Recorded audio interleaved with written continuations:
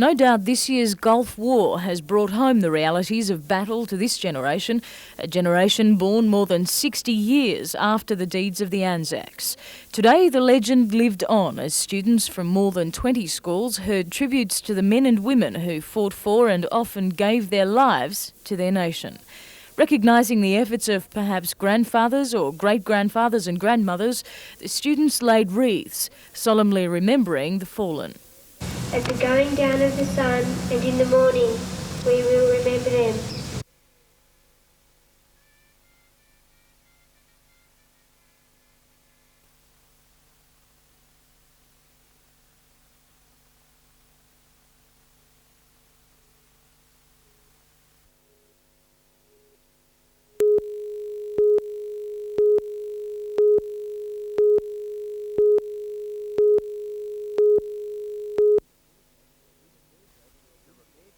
The repair jobs are a windfall to the Little Beach and Soldiers Point marinas, and the largest they've had on their slipways. They're the prize of a tendering battle, and the barges sailed into the port from their base in Sydney about 2 weeks ago. Work on the 23-metre, 65-tonne vessels has been carried out to exacting Defence Department standards, from the overhaul of their 1,000 horsepower diesel power plants to the top coat of army green paint.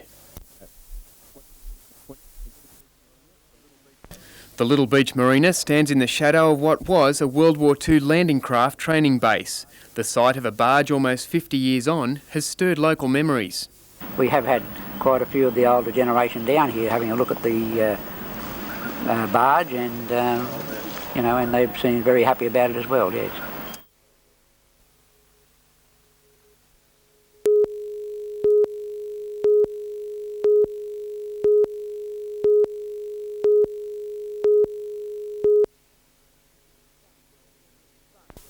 Stunned relatives and friends of the dead woman, 24-year-old Lana Marie Walsh, gathered at the Luskin Way address early this morning. Police were called to the house at about 3 a.m. to find the woman's body slumped in a bedroom. She suffered what appeared to be numerous stab wounds to the face and chest area. Are you looking for someone in connection with this? Yes, we're urgently seeking the assistance of a 26-year-old male person from that address, who we believe can help us with the inquiries. The dead woman's 4 young children are all being cared for by a grandmother in the family home at Burrigal. Police questioned several residents at nearby addresses, but the incident apparently went unnoticed outside the house. The victim's body was taken to Glebe Coroner's Court for a post-mortem examination. Police say the man they're looking for is believed to be heading to the Kempsey or Taree region.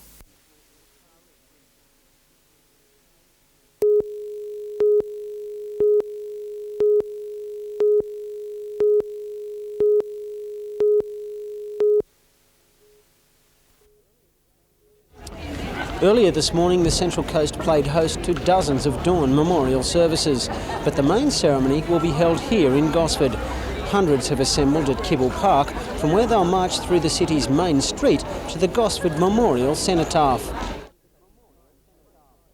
Taking pride of place at the head of the parade were 2 original Anzacs. Jack Hazlitt and Harry Newhouse took part in the disastrous Gallipoli campaign that sparked the Anzac legend.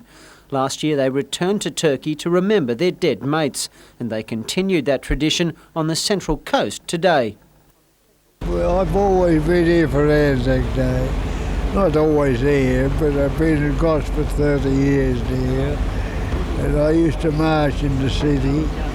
I lost a brother in Gallipoli. And I'm on deck, and I'm okay. Hundreds marched through Man Street to the Gosford Cenotaph, and those who couldn't make it on foot found plenty of helping hands. For the youngsters, the weapons of war made ideal playthings, but for those who had seen the horrors of combat, it was a time to reflect on the privilege of peace.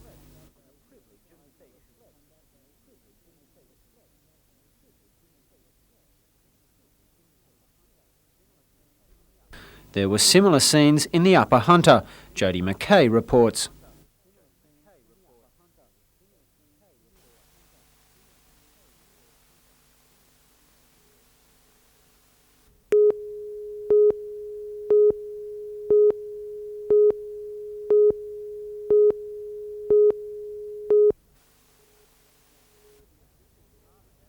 With the official part of Anzac Day behind them, the veterans made their way to the RSL clubs for the traditional quiet ale and chat about old times.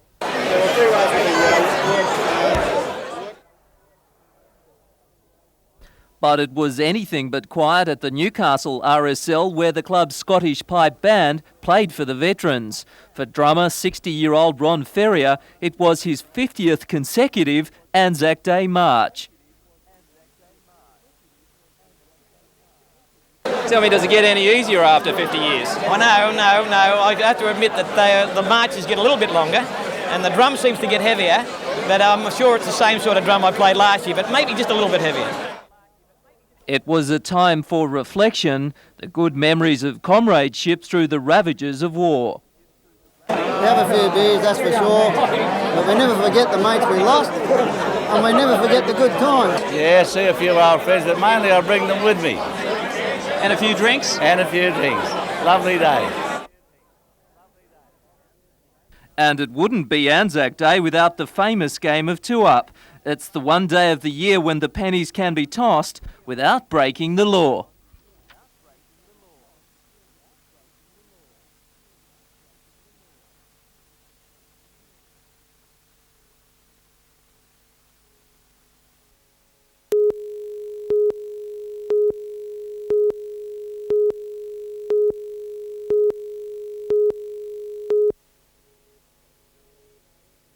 Bob Carr was squarely in the firing line today, returning to Cessnock to launch the ALP's gun policy.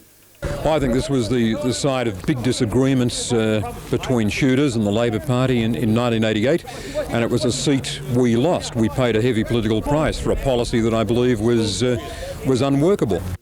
Labor shot itself in the foot during the last state election when Barry Unsworth's controversial firearm reforms saw the party lose widespread support in the country. The seat of Cessnock was lost to the Liberals for the first time in 87 years. This time the ALP is taking no chances, endorsing a policy that is essentially the same as the coalition's. I happen to think it's a good thing.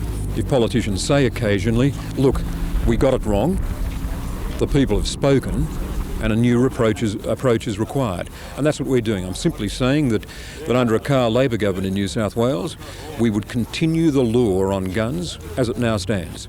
Cessnock shooters fired a volley of questions at the opposition leader, and many left unconvinced about the sincerity or wisdom of the policy. Well, I think they'll lose more votes for the women. Women are scared of guns. Bruce McKenzie, NBN News.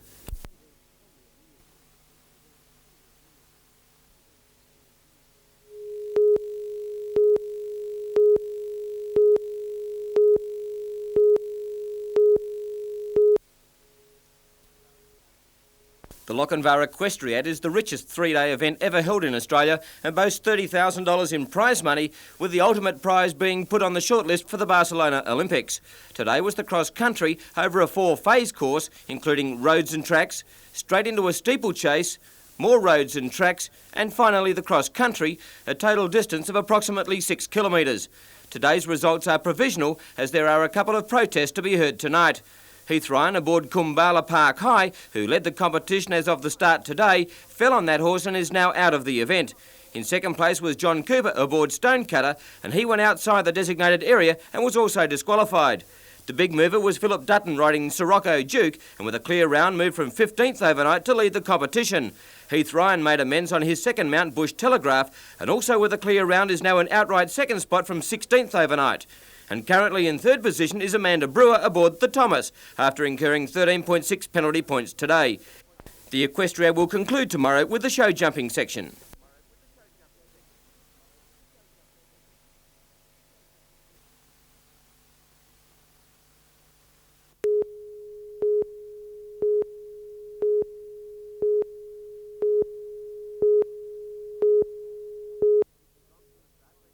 It was on from the start when Gutherson and Emerton met head-on and tempers spilled over after the tackle. Then Stewart made a hit that rattled the rafters at Anna Bay. Jeff Milton got Lakes going forward, and he accepted a good pass and neatly stepped his way over the line to open proceedings.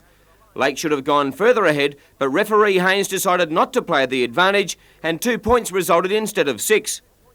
Then David Grant got 10 in the bin for a high shot on the Bay's Doug Reed.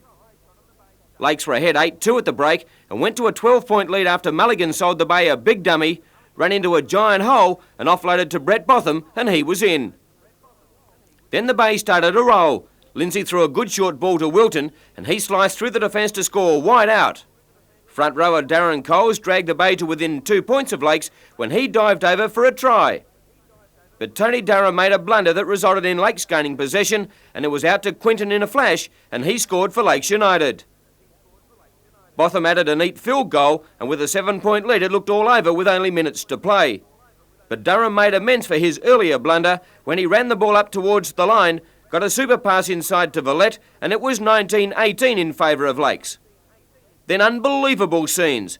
As the siren was sounding, Haynes awarded the Bay a penalty right in front, and Manton kicked the penalty, and the Bay had won by a point.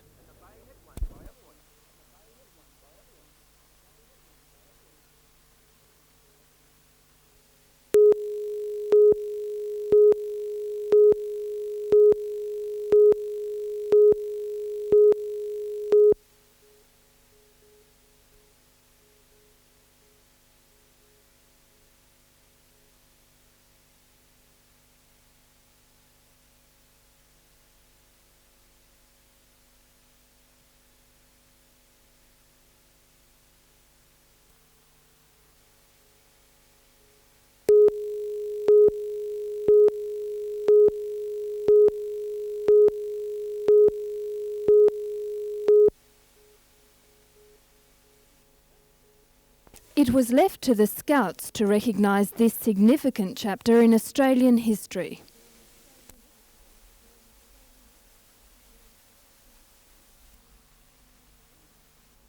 As the reenactment recorded, 200 years ago, convicts Will and Mary Bryant, their 2 children and 7 crew were on the run from the authorities. After sailing into Glenrock Lagoon on a 6-metre cutter, they sighted seams of coal. Our journey to and from the shores of this beautiful valley was an arduous one. They could not have foreseen how their discovery would contribute to the wealth of the nation and improve the lives of future generations. From that discovery commenced Australia's largest export industry and the development of an energy source for industrial development, the railway system and for electricity generation. A monument was unveiled at Glenrock Scout Camp to ensure that one of our most important mineral discoveries will not be forgotten. Jane Anderson, NBN News.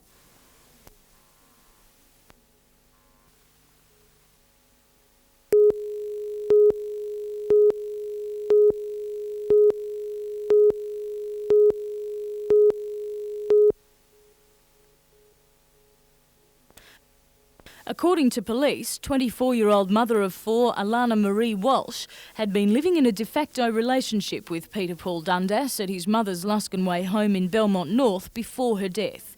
In the early hours of Thursday morning, police were called to the house where they found Ms Walsh's body. She had been stabbed 9 times in the chest, abdomen and head.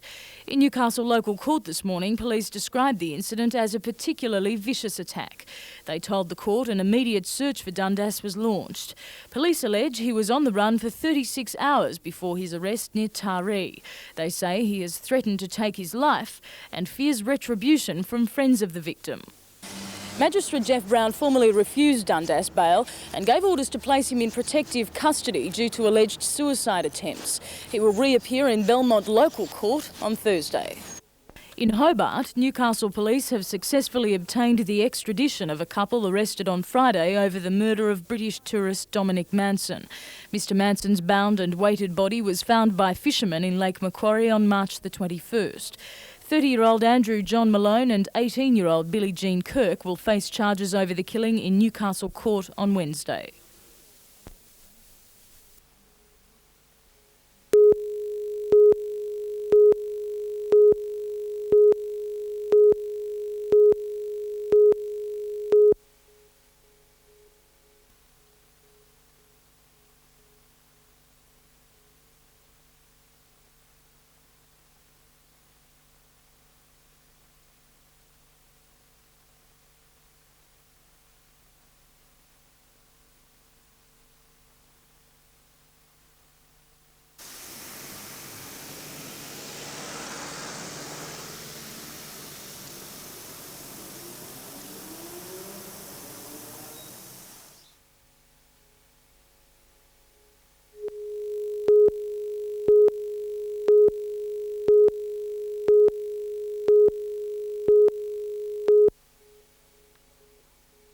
While the Alcan plant at Curry and Tomago Aluminium are still producing their maximum output, their returns have fallen dramatically.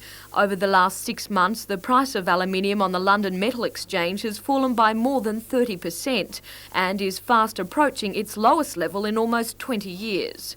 Last year, Alcan's profits fell by $13.3 million, and it looks like being even worse this year. The Hunter, as the biggest regional producer of aluminium in the country, is feeling the hard times. It means that our income from exports is down quite dramatically. The price of aluminium's fallen 31% since the end of last September. Now that affects the amount of money that people have to spend. But despite the massive downturn, Tomago is still going ahead with its $600 million expansion plans. By 1993, a third potline will be operational, increasing the plant's output by 60%. Plant manager Barry Goldstiver sees this as the only way the company can survive the volatile world market. The expansion will give us a more efficient plant. It'll be a more competitive plant, and that will make us better able to cope with the volatility of the market. Alcan Australia, on the other hand, is taking a knife to its capital expenditure. Over the next few months, 60 of the 930 positions at the Curry plant will be lost. It's not an easy time for Australian producers, with the Soviet Union taking an ever-increasing share of the world metal market. And the situation shows no signs of improving. Although analysts believe the US economy could pick up at the end of the year, the spin-off will not be enough to buoy local producers. Jodie McKay, NBN News.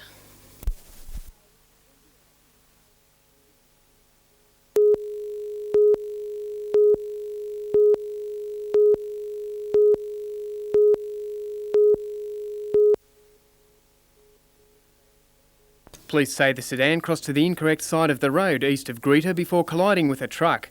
The car's driver, Wayne Carter of Branxton, was pinned in the wreck for some time, suffering fractures to his right arm and leg. Ambulance paramedics and firefighters from Singleton used hydraulic jaws to prise apart the twisted metal to free Carter.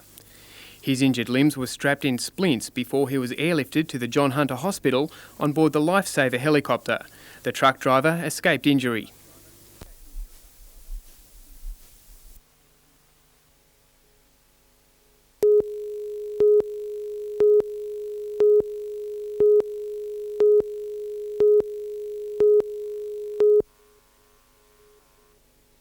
Mayfield Police had just begun their day's work when they heard screams coming from across the road. At 8 a.m. this morning, the police at Mayfield Police Station heard a woman screaming for help. We looked out the window and saw her being attacked across the road by a man. Police quickly broke up the scuffle, and a 47-year-old Mayfield man was later arrested and charged with attempted murder and malicious wounding. The woman was taken to hospital suffering minor lacerations to the throat and chest. She was very fortunate that it happened in close proximity to the police station and fortunate that the police heard the cries for help. The man appeared in the Newcastle local court late this afternoon, where he was refused bail and remanded in custody until May 6.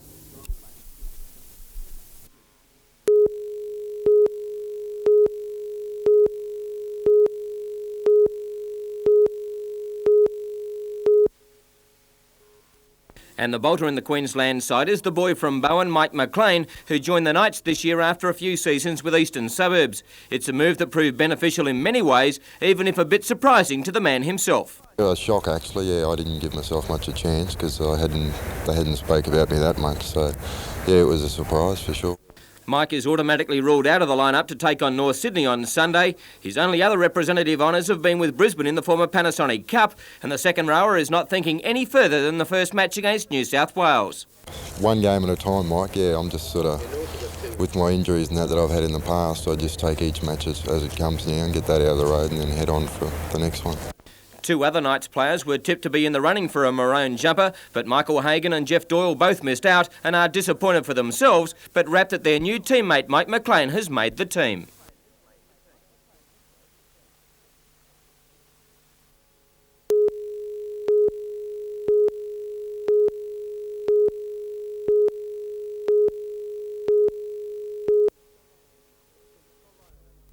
Malone and Kirk arrived at Belmont Airport yesterday evening under tight police security following their extradition from Tasmania, where they were arrested on Friday night. The couple appeared in Newcastle court charged with murdering English tourist Dominic Paul Manson, whose weighted and bound body was found in Lake Macquarie by fishermen on March 21. The police prosecutor alleged that the couple had lured Manson to Lake Macquarie Yacht Club the night before, where they'd hired a boat on the pretext of celebrating his birthday. On board, Manson was bashed and bound, then interrogated over details of his bank accounts. Police say he was then strangled by Malone and thrown overboard, his body weighted with house bricks. Counsel for Miss Kirk, Don Geddes, said she had met the victim through an introduction service and had subsequently befriended Malone, who, he said, inflicted an overbearing relationship. Mr Geddes said that while the pair were being sought by police, Miss Kirk had asked Malone to give himself up. However, he said Malone had made Miss Kirk fear for her safety and the safety of her family, at one stage even forcing her to write her own suicide note. Police prosecutor Tony McInnes opposed bail, saying Miss Kirk had attempted to change her appearance and at the time of her arrest was endeavouring to leave the country with Malone through Norfolk Island to New Zealand. The court was told that the dead man's bank account had been used on numerous occasions after his death and that a total of almost $4,000 had been withdrawn. Magistrate Jeff Brown refused bail, remanding both in custody to appear for mention on May 15. Tom Hilston, NBN News.